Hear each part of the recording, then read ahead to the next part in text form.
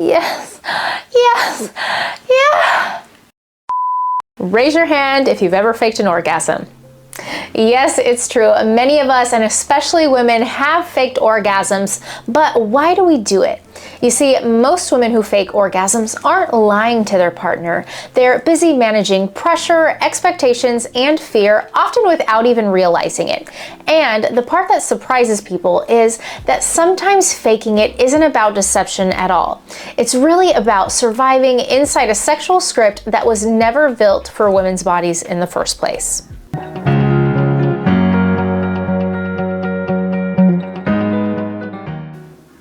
Hi everyone, welcome back to the channel, or if you are new here, welcome. I'm Dr. Holly, sex and relationship therapist, and today we're talking about something that almost every woman has a story about, but very few people understand why.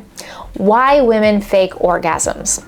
I want to walk you through what the research actually shows, what's happening psychologically and relationally, and why this isn't a women are dishonest in bed problem, but it's actually a cultural, emotional, and sexual education problem. And near the end, I'm going to answer a question I get all the time, which is, does faking orgasms ruin your sex life, or can it actually sometimes help? Let's get into it. Let's zoom out first. If you've ever faked an orgasm, well, you're not unusual. You're actually statistically normal. Across decades of research, somewhere between 50 and 67% of women report faking an orgasm at least once. And in one well-known study examining men and women's reports of pretending to orgasm, nearly 70% of women said that they did it specifically to avoid hurting their partner's feelings. So before we go any further, I want to say this clearly. Faking an orgasm is common, and it's not a personal failure. And it also doesn't mean that your body is broken, but let's talk about why this happens. One of the most important frameworks that we have comes from research that didn't just ask women if they fake orgasms, but it asked why. The faking orgasm scale for women identified distinct motivations behind the behavior and grouped them into two broad categories: partner-focused reasons and self-focused reasons. This distinction matters more than people realize. So let's start with the partner-focused reasons. One of the most common motivations is something researchers call altruistic deceit. Despite the dramatic name, it simply means faking an orgasm to protect your partner's feelings. That often sounds like, I don't want them to feel inadequate, or they're really trying and I don't want to hurt their feelings, or I don't want sex to turn into a conversation or a conflict. Many women are taught directly or indirectly that their orgasm is a performance review, that if they don't climax, their partner will feel rejected, embarrassed, or ashamed, and especially in heterosexual relationships where men are often socialized to see their partner's orgasm as proof of sexual competence. Women may take on the emotional responsibility for how sex ends. So, faking an orgasm can feel like kindness, not manipulation or caretaking. Now, let's talk about the self-focused reasons, because this is where the story gets a little bit deeper. Some women fake orgasms to avoid shame, fear, or insecurity. Now, that might look like faking it because you're worried that something is wrong with you, faking it because you feel embarrassed that it's taking too long, faking it because you don't want to explain your needs once or more than once, or faking it because education taught you that orgasm should be automatic. When orgasm doesn't happen, many women don't question the script, they question themselves. And instead of slowing down or asking for something different, they fake an orgasm to escape the discomfort of feeling broken or abnormal. Now, there's also another self-focused reason that completely shifts how we think about this topic, and it rarely ever gets talked about. Some women actually fake orgasms to increase their own arousal, and yes, there is research to support this. A large study of nearly 1,000 women examined how different motivations for faking orgasms related to orgasm consistency over time.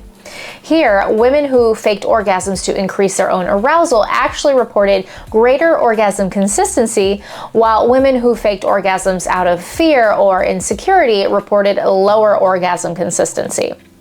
In other words, the reason someone fakes an orgasm matters more than the act itself. This is often explained using self-perception theory, which suggests that people sometimes infer their internal state by observing their own behavior. When someone breathes deeper, vocalizes pleasure, or moves their body in a way that is associated with arousal, the nervous system may interpret that as genuine arousal, and the body can follow. Now, that doesn't mean that faking orgasms is the solution, but it does tell us something really important. Arousal is psychological, embodied, and contextual, not just physiological or mechanical. Now, I want to pause here and ask you something, and I really want to know your answer in the comments. Have you ever faked an orgasm to protect your partner's feelings, or to protect yourself from feeling ashamed, awkward, or too much? If this resonates, know that you're not alone, and reading other people's responses can be incredibly normalizing. So please do share your experiences in the comments if you feel comfortable. Now let's zoom out again. You see, we all ascribe to social and sexual scripts, and we live inside a sexual script that tells us that sex equals penetration, and penetration should lead to orgasm quickly and without instruction. Now, this script generally works well for male bodies, but works a lot less well for female bodies.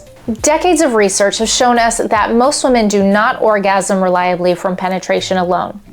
Clitoral stimulation, pacing, safety, and mental presence matter far more than technique or endurance. And yet, many women learn that sex is something that you finish, not something that you explore or experience.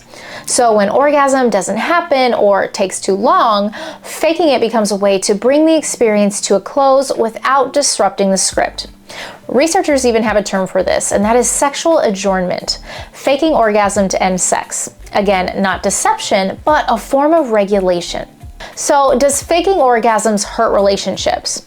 It can, but not for the reason that people think. The biggest risk isn't that your partner doesn't know the truth.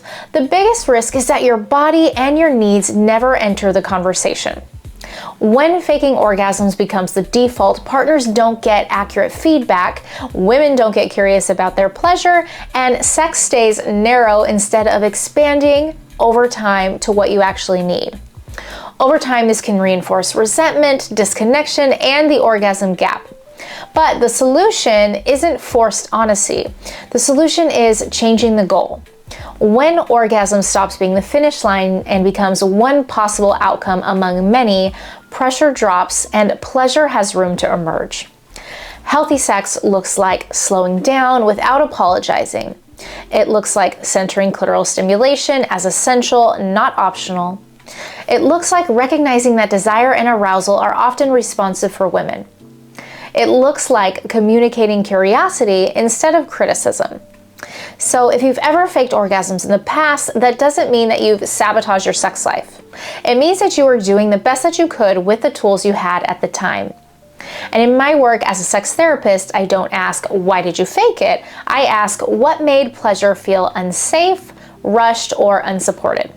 Because orgasm isn't just a reflex, it's an experience of safety, permission, and attention. So let's bring this all home.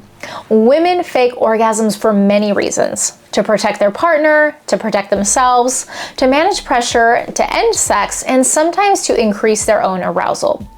The research shows that fear-driven faking is linked to worse sexual outcomes, while arousal-driven behaviors can sometimes actually support pleasure.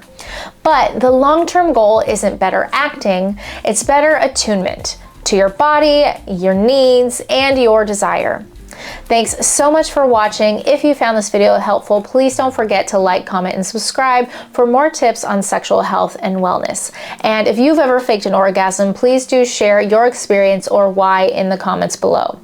As always, please do share this video with anyone whom you think might benefit. And until next time, stay curious, stay connected, and remember, you deserve a healthy, happy, and pleasurable life.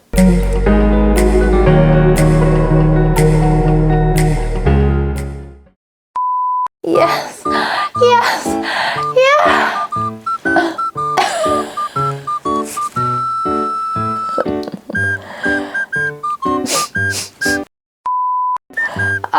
Yes, yes. Yeah, yeah. Maybe my faking orgasm skills are as good as I thought they were.